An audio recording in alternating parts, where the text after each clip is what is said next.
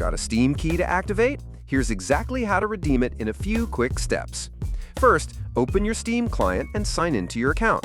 Once you're in, click on the Games tab in the top left corner. Now, choose Activate a Product on Steam. This is used to redeem game codes or software keys. A window will pop up. Click Next, then I agree to accept the terms.